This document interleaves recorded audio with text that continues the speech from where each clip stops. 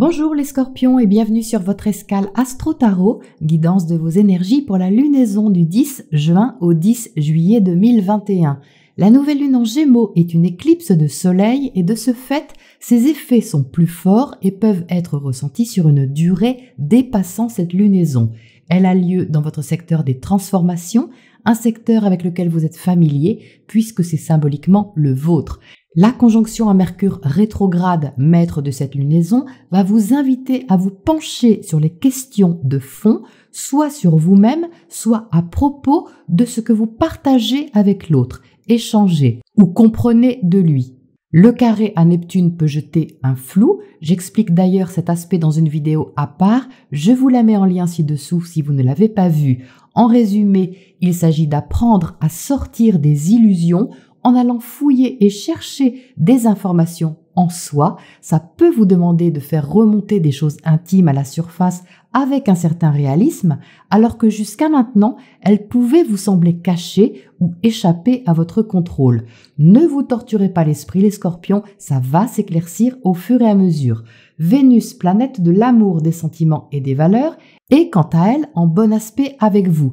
Elle est en Cancer dans un signe ami et va contribuer à apporter beaucoup de douceur et de bienveillance dans vos relations. Vénus facilite dans cette position une douce confiance dans vos projets et une invitation à vous ouvrir plus facilement. Le carré Saturne-Uranus se reforme le 14 juin. Ce n'est pas la première fois ni la dernière. C'est à nouveau une bataille intérieure entre les restrictions, la structure, l'autorité et les libertés. Ça ne se passe pas toujours à l'extérieur. C'est aussi le reflet de vos propres limitations et obligations qui sont ici revues pour que vous puissiez vous adapter au relationnel. Uranus, dans votre secteur opposé, cherche directement ou indirectement à vous éveiller à vous-même et à avoir des relations plus indépendantes, plus détachées, plus libres. Mars, planète de l'action, sera en Lion, dans votre secteur carrière. De l'énergie, vous en aurez. L'autorité sera présente et très affirmée, que ce soit la vôtre ou celle d'un supérieur hiérarchique. C'est avant tout une énergie qui permet d'agir avec maturité et confiance sur votre vie pour la gérer à votre manière. C'est à bien utiliser toutefois pour ne pas tomber dans quelque chose de trop inflexible ou exigeant. La pleine lune du 24 juin dans l'axe Cancer-Capricorne sera en harmonie avec vous et avec Jupiter. Alors ça, c'est bon à prendre pour faire avancer un projet, une relation, une démarche officielle, créative, administrative.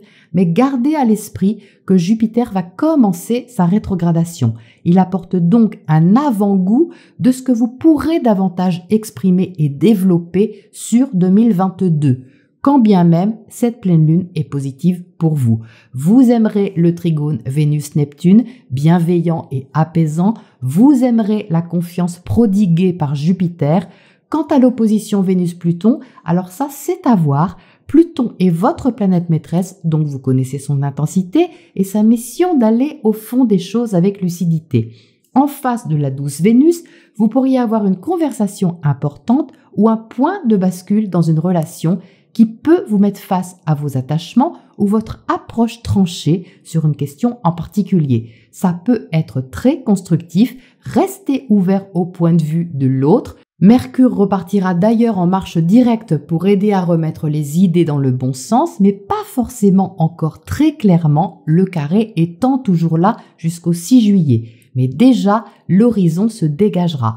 Vénus entre en Lion le 27 juin, les questions affectives et matérielles seront de toute importance, ouvrant le mois de juillet avec une énergie tonique. Du 1er au 4 juillet, Mars va former une opposition à Saturne et un carré à Uranus. Ça passe ou ça casse. La volonté est forte pour sortir des limitations et prendre le taureau par les cornes. Alors oui, mais Vénus va arriver juste derrière et va marcher dans les traces de son amoureux du zodiaque en formant les mêmes aspects. Vénus va devoir assumer affectivement ou financièrement l'action menée auparavant. Donc faites en sorte que vos actes soit réfléchi tout début juillet pour assumer la conséquence immédiate que cela peut avoir les 7 et 8 juillet. Tout est une question de conscience, comme d'habitude. Ça peut être très positif si vous agissez avec loyauté et intégrité, comme vous savez le faire, dans un but responsable et important pour votre chemin de vie. Une lunaison qui vous ouvre un chemin de compréhension sur ce qui a du pouvoir sur vous et à faire la lumière dessus. Voilà les scorpions pour votre météo astro et on passe au tirage pour les précisions. Alors les scorpions, eh bien voilà des pentacles dans votre tirage. 1, 2, 3, 4, 5 cartes de pentacles sur 9, plus la carte du diable.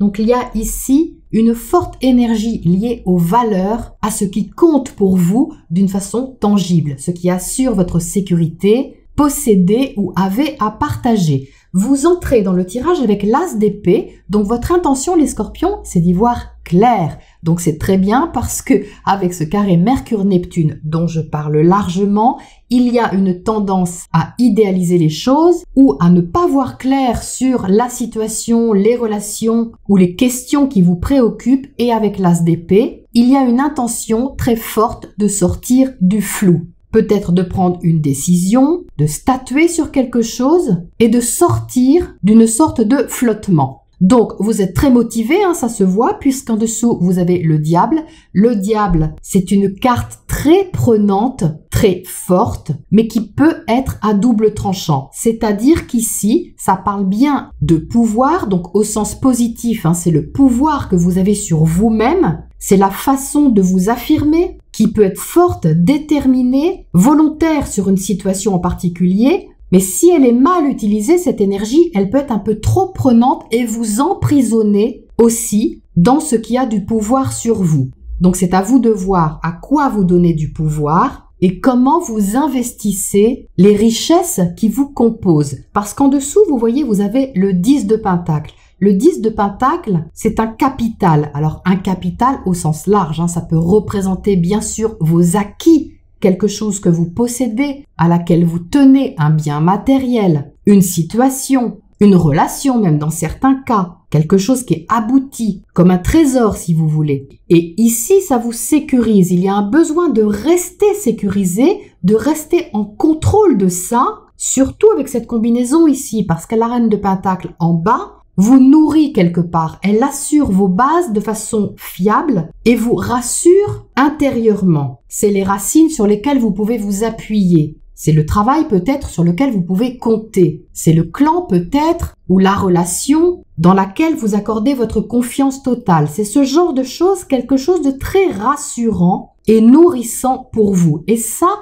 vous n'avez pas l'intention de le lâcher. On voit bien qu'ici, avec le diable, vous ne lâchez rien. Donc ça peut être bien ou pas. Ça, c'est vous qui allez voir comment ça se déroule.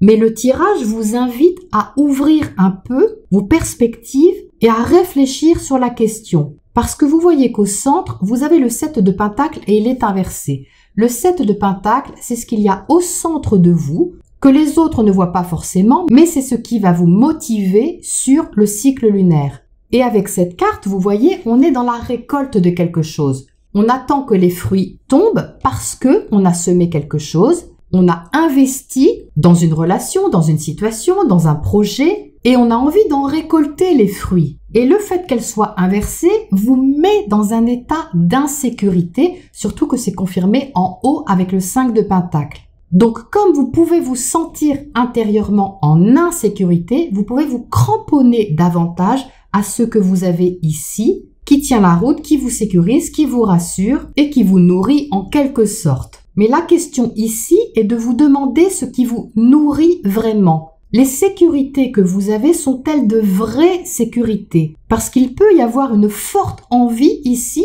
de réussir quelque chose, de le garder, de l'alimenter et de le chérir comme un trésor. Mais au bout du compte, on dirait qu'avec ce 5 de Pentacle, à l'extérieur, ça ne trouve pas la résonance que vous y apportez intérieurement. Et c'est ça qui peut vous poser question, vous voyez, avec l'ermite ici. L'ermite, c'est Mercure rétrograde. C'est cette introspection qui est demandée sur ce cycle lunaire pour revoir les choses, pour les éclairer d'une façon plus ouverte, plus consciente et plus sage.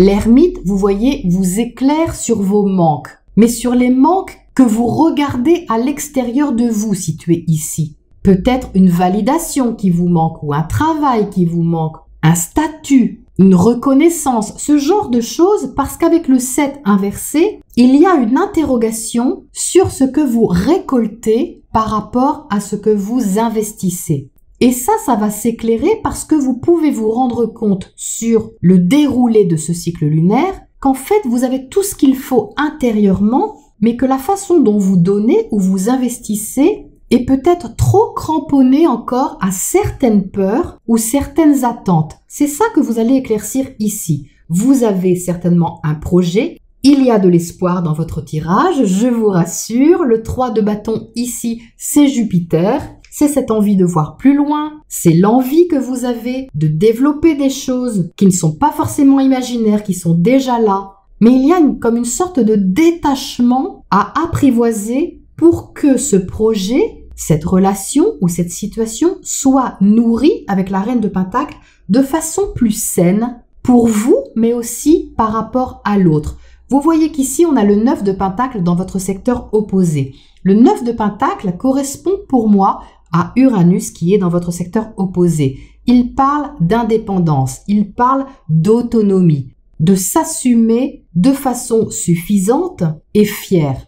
Pas du tout dans un sens orgueilleux, mais dans un sens porté vers la liberté intérieure, c'est-à-dire de s'assumer tel que l'on est, de ne rien demander à personne à l'extérieur. Donc l'autre peut vous renvoyer en miroir, que ce soit un ami, que ce soit une situation extérieure ou que ce soit votre partenaire de vie, il y a forcément quelqu'un en face de vous qui peut vous renvoyer une invitation à être plus libre, à vous libérer de certaines structures, à oser vous investir sans avoir peur de perdre. C'est comme si en face, inconsciemment, vous admiriez quelqu'un qui a ces qualités-là, d'être assez indépendant, autonome, et que vous aviez envie justement de vous reconnecter avec cette énergie-là. Et on voit bien qu'ici, vous êtes dans cette position de tourner le dos à ça, parce que quelque part, vous n'avez pas envie de lâcher le morceau, quel que soit ce morceau.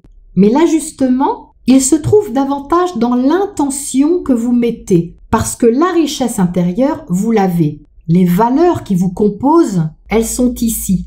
La seule chose à ajuster et à retourner dans le bon sens pour vous, c'est ce 7 de Pentacle, c'est-à-dire d'agir un peu pour votre liberté sans regarder forcément dans le rétroviseur par rapport à tout ce que vous avez fait auparavant ou tout ce qui vous a rassuré jusque-là. Parce qu'ici, il y a une occasion de voir les choses autrement, justement avec cet ermite, qui peut venir du point de vue de l'autre, ou qui peut venir par la conversation que vous avez avec quelqu'un qui vous montre une autre lumière.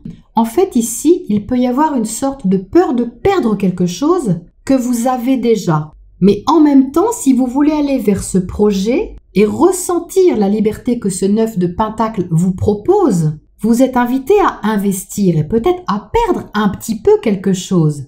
Mais vous ne perdez pas tout, les scorpions. Peut-être que vous perdez quelque chose à l'extérieur, au niveau visible, mais ça ne fait que vous ramener à l'intérieur de vous et aux valeurs qui sont les vôtres pour vous demander ce que vous en faites et comment vous les investissez. Alors évidemment, c'est très symbolique, hein. Je ne dis pas que vous avez un trésor chez vous, que vous êtes allongé sur un matelas de billets et que vous voulez tout garder pour vous, hein. C'est très symbolique, les pentacles. Ça parle de sécurité. Ça vous interroge seulement sur la façon de vous rassurer. Pour certains, c'est du matériel, pour d'autres, c'est une relation, pour d'autres, c'est une situation. Mais la vraie liberté, elle est de l'autre côté, elle est dans ce que vous montre quelqu'un. Et c'est ça qui peut vous poser question et vous donner à réfléchir sur ce qui a composé jusqu'à maintenant vos sécurités, quelles qu'elles soient. Alors, on va éclairer tout ça. Qu'est-ce qu'on a pour commencer sur ce 7 de Pentacle au centre? Parce que quand même, avoir une énergie centrale inversée, ça pose question.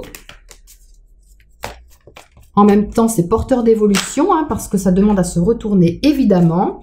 Alors, on sort le chevalier de Pentacle, encore des Pentacles. Donc ici, le chevalier du Pentacle, c'est une énergie qui est très lente, qui vous demande de vous mettre en mouvement, mais vraiment sans vous précipiter. Parce qu'il pourrait y avoir ici une sorte d'impatience entre l'as d'épée et le diable. Vous pouvez avoir envie de taper du poing sur la table pour faire avancer la situation ou forcer un peu les choses. Mais ici, le chevalier de Pentacle vous invite à observer ce qui se passe, à jauger la situation et à comprendre le fond des choses. Donc c'est évidemment une carte qui invite à la prudence, surtout doublée de l'ermite. Vous le serez, je pense, parce que les 3 cartes ici le montrent. Mais il y a quelque chose à essayer, à tenter pour goûter quelque chose. Il y a quelque chose à goûter ici.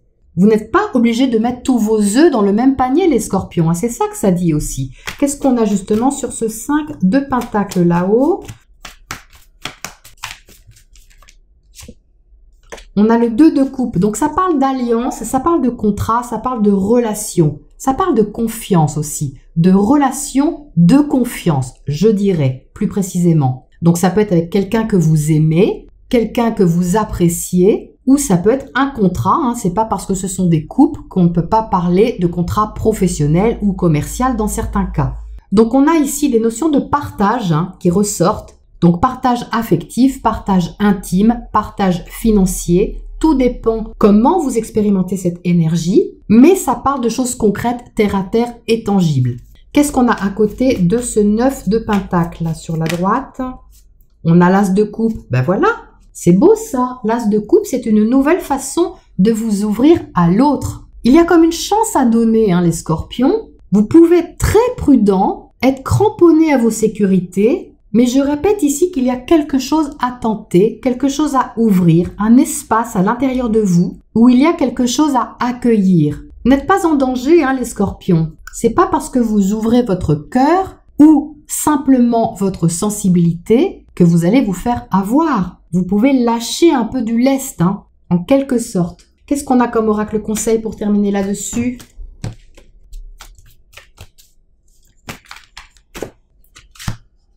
On a lait et miel. Eh bien voilà une parfaite manière de terminer ce tirage parce que lait et miel, ça apporte beaucoup de douceur et d'apaisement dans un contexte ou une situation un peu sérieuse. Ici, ça parle d'honorer vos besoins, de vous apporter de la douceur, de vous nourrir de choses qui vous font du bien et qui ne sont pas forcément reliées à des questions purement matérielles. Évidemment qu'on a besoin de matérialisation et d'un minimum de sécurité pour s'assumer. Mais ici, ça parle d'apporter un petit peu de douceur au niveau de ce qui a un peu trop d'emprise sur vous.